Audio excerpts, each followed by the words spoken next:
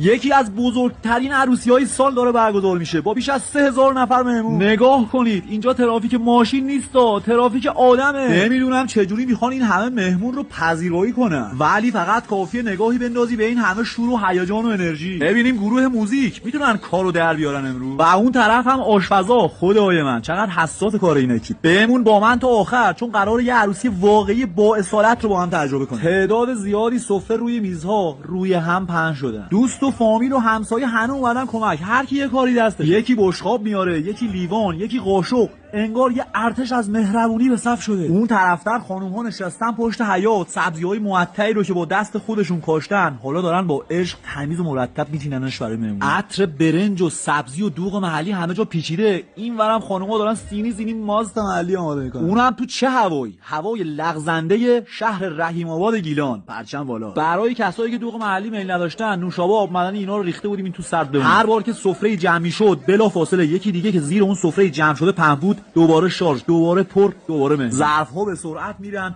کاملا تمیز شسته میشن و برمیگردن. و دوباره پر میشن. یه گردش بیپایان از دست و دلبازی و همکاری این مردم با عشق. تا چشم به هم میذاری یه دیگه بزرگ برنج تموم میشد و تحریکش میرسید به جاتون خالی. بعد خوردن این غذای خوشمزه و چربی رفتیم قسمت با عشق مجلس چایی. یه چای زدیم و عروس‌ها اومدن. جشن رو گرفتن.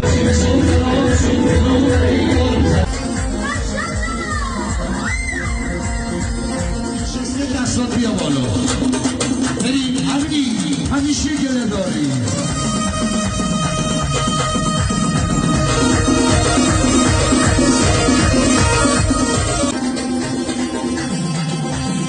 کوچیک و بزرگ همه میرفتن، هم مهمونا هم گروه موزیک ترکوندن. یا بریم پارت محلی، بریم پارت محلی. کهن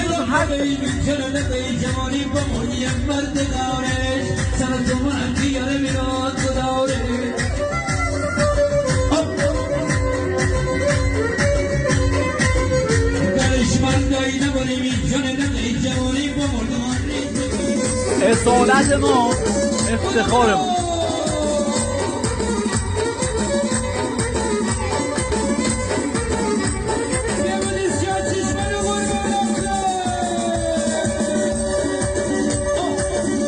انرژی سطح جهانی. ماشاءالله.